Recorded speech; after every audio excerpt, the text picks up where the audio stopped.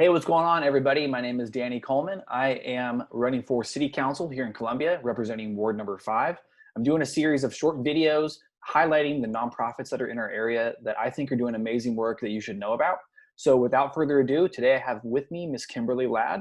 She's the founder and executive director of the Maury County Prevention Coalition. Thanks so much for being here, Kimberly. Thanks so much for having me, Danny. For sure. I think you do great work, and I want you to tell everybody else about it. So just to kind of start off, what does your organization do? Thanks for asking.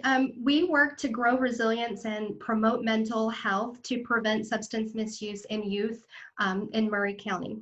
Okay. So as far as that goes, like what are some of the things that you do in the community here locally?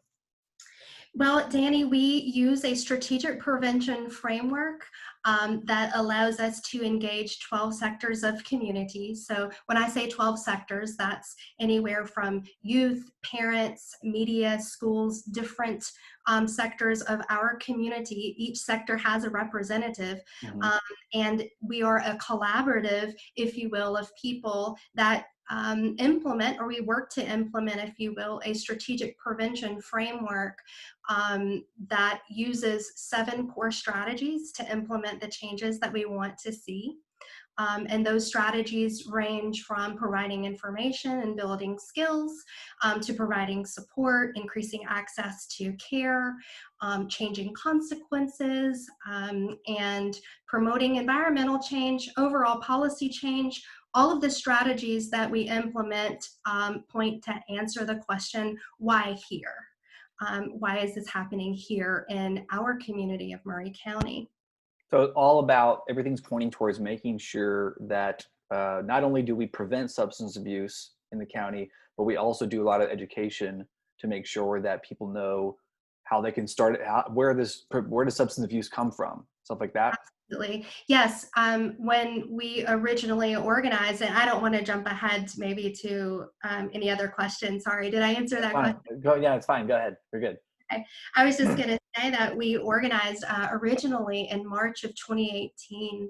And back in March of 2018, our community had experienced an increase of overdoses, and prescription drug misuse had impacted my life personally. It had impacted my family, and it just seemed to be impacting the lives of many people around me. And I saw this need, and we originally organized as a town hall planning committee to bring the science of addiction to practice in our local community. So here we are today.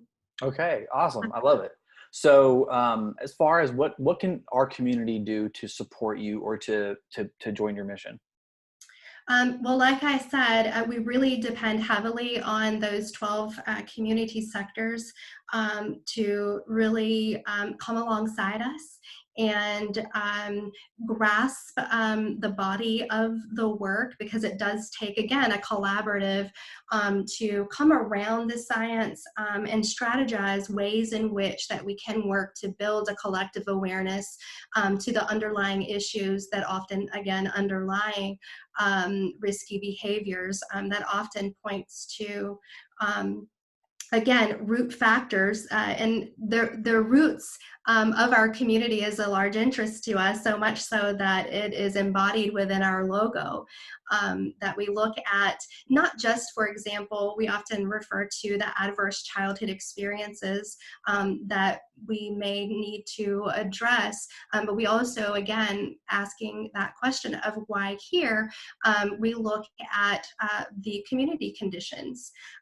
So when we look at what does it take to institute true environmental community level change, that will take all of us coming around that.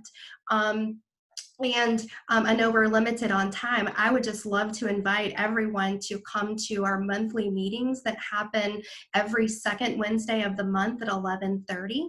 And everyone can visit our website at mauryprevention.org. We're also on socials as Maury Prevention, and we post that Zoom meeting now post-COVID. We are meeting via Zoom. And that will give everybody an opportunity to see and experience our work and champion some of the events that we may be having coming up. One event in particular, it looks like, let's see, I have it on the board here. Actually, I have 3 events. Can I just Yeah, mention them, please. what those are? Our next monthly meeting is happening August 12th, again at 11:30 via Zoom. We can find that on social media. I put that on Facebook as an event. Okay. Then August 31st, we have the Overdose Awareness Day, and our friends at Light in the Darkness are organizing an event, I believe at the courthouse, but more details to come there. And then on September 10th, from 12 to 4, we will be having James Harper with the Tennessee Department of Substance Abuse and Mental Health Services join us in a trauma-informed community care presentation. Okay. So that's great. We really look forward to engaging there because, again, a lot of our work, as you and I have talked about, is really looking to see what resources are in our community. Who are the people doing the work, and elevating who those people are and getting us together in conversations so that we can we can definitely come around, in this case, trauma-informed care plans, so that we do have a system in place for when we do see needs presented in the community, that we have a proper planning process that we follow. Thank you so much for sharing, Kimberly. I really do appreciate it. I appreciate your work. Everyone who has an interest or cares about substance abuse and you want to be involved, get in touch with Kimberly. She mentioned her website and social media, and I will link all that stuff in the description of the video. But again, Kimberly, thank you so much for being my first interview, and I can't wait to see you later. All right. Thanks, Danny. All right. See ya. Talk soon. Bye. Bye.